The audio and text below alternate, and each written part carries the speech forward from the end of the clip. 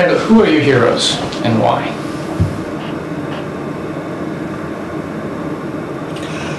You know, heroes, let me dwell on a hero. And I mean, if it wasn't so frightfully obvious, or it is frightfully obvious, but my hero is Abraham Lincoln. Why? I think because basically he was a very quiet leader.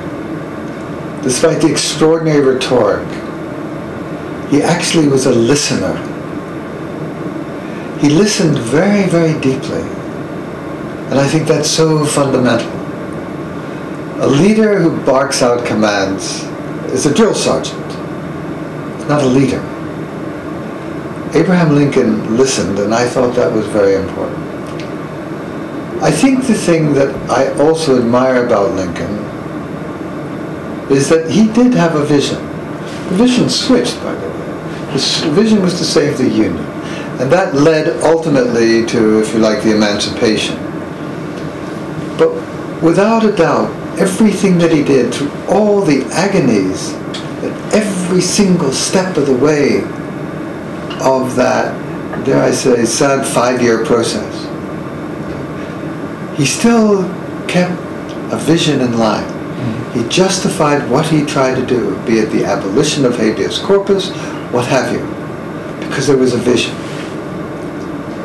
I think another thing is that he also is a person who, in a sense, reflects the agonies of someone with a vision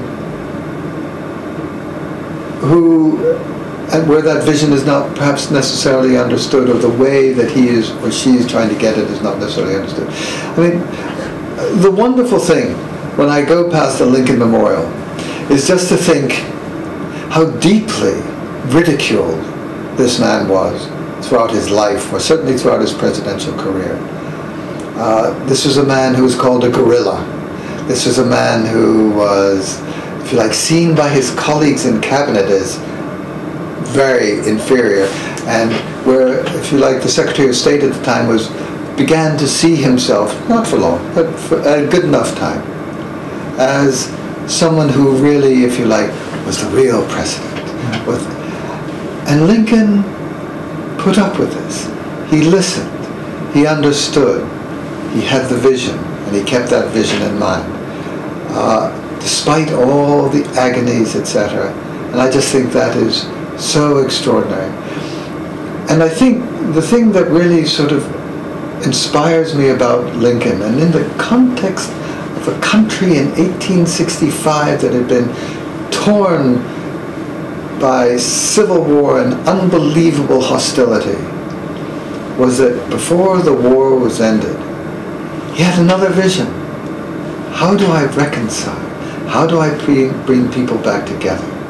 And it's that vision that I think, my God, that is real leadership, isn't it? Mm-hmm. So I think, I can't think heroes, but hero, Abraham Lincoln is deeply my hero.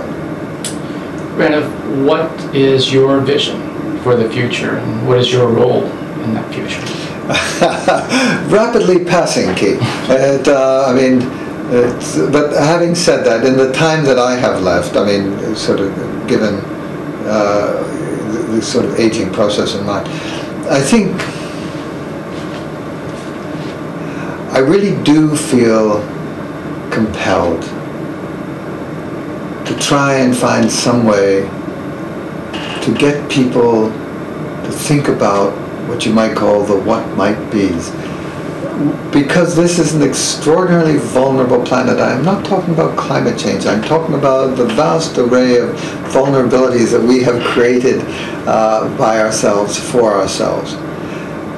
And as I said earlier, I'm also fascinated because this is the soul, this is the essence of humankind. We are so unbelievably creative. So I would just want to say, listen, it's not doom and gloom. This is not the perfect storm. This is not the end of the world. There are so many ways that we can use our capacities to offset these vulnerabilities. So if you said, but Randolph, you've always said that earlier, well, that shows a certain consistency, because this is the message, and this is, if you like, what I will do as my last, so to speak, professional statement.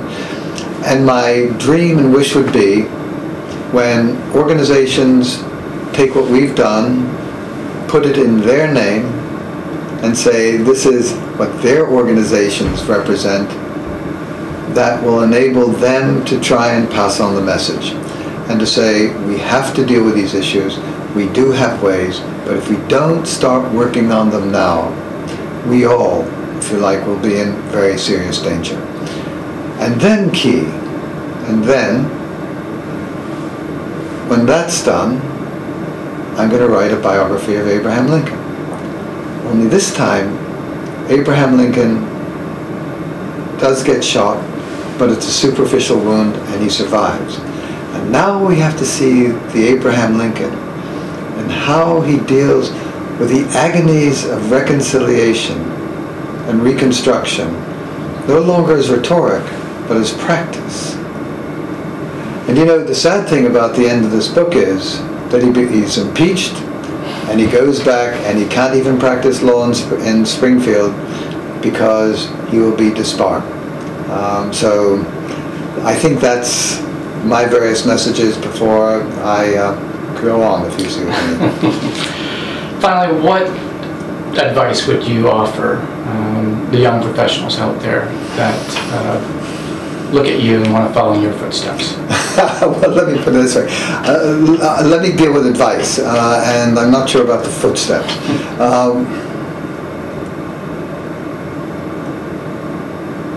I think in a very, very deep way, and you heard this earlier the other day, I think as we begin to decide how we can contribute, and that begs all sorts of issues. Why do I want to contribute, and contribute to what, and what's my vision, and why is that, and etc.